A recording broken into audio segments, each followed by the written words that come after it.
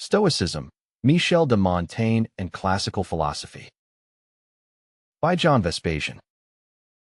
Together with skepticism and hedonism, Stoicism exerted a strong influence on Michel de Montaigne, 1533 to 1592. About one-third of his essays convey the doctrines of Stoicism. I am referring to the doctrines put forward by Epictetus, Seneca, and Marcus Aurelius in the 1st century of our era. Seneca produced a large output in terms of philosophical writings, but Epictetus was closer to Montaigne's heart because of his concise formulations. Where Seneca wrote a whole letter, about 20 pages, Epictetus wrote a few lines. Epictetus, 50 to 135 AD, formulated his ideas in compelling, elegant sentences, providing ideal quotations for Montaigne's essays. Nonetheless, Epictetus' thoughts must have been edited by his disciples, the ones that actually put them in writing.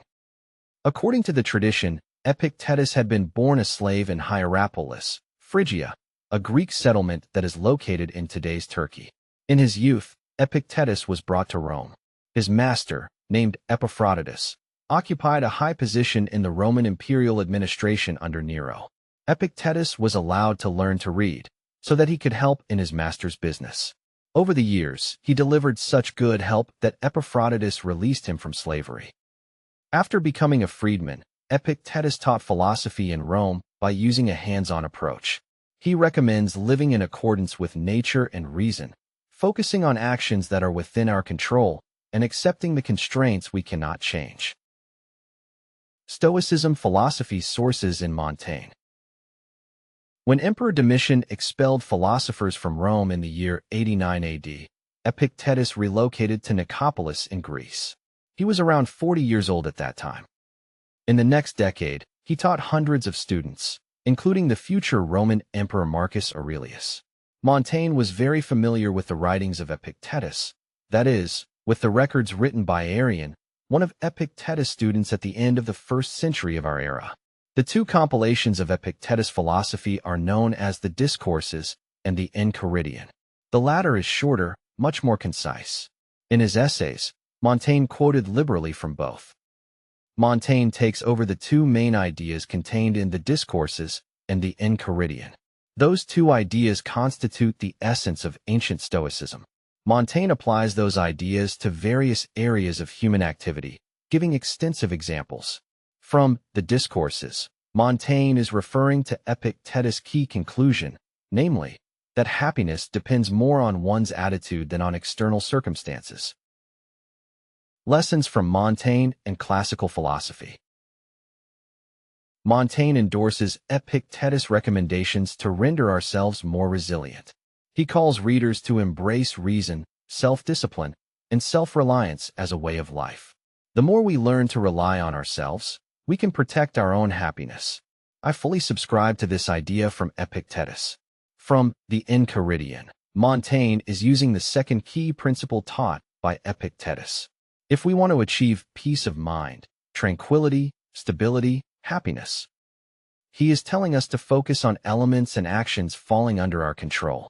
At the same time, Epictetus is encouraging us to accept the elements and actions that are not under control. He is referring to social, political, legal, and personal elements that we cannot change. Before subscribing to this second principle of Epictetus, it's crucial that we define its scope of application. Both Epictetus and Montaigne interpret this principle very widely. They are willing to categorize practically all social, political, legal, and personal constraints as outside of our sphere of control. In today's world, I must regard their scope of application as oversized. 21 centuries ago, in the times of Epictetus, Seneca, and Marcus Aurelius, the definition of social, political, legal, and personal constraints was different as nowadays. The same applies to the interpretation given by Montaigne.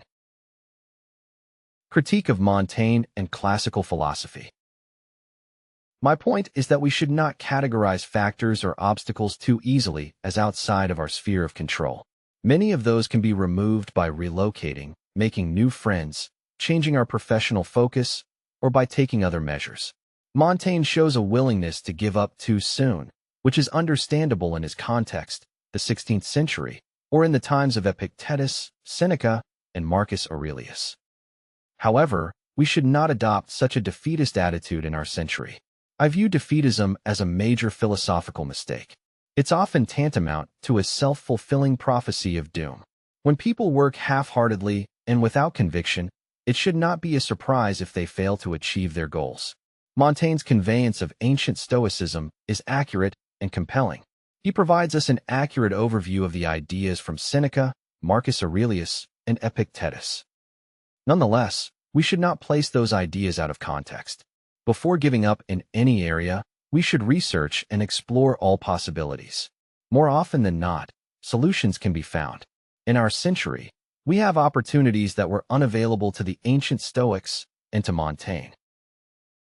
If you are interested in applying rational philosophy in all kinds of situations, I recommend my book, Undisrupted: How Highly Effective People Deal with Disruptions. For more information, go to johnvespasian.com.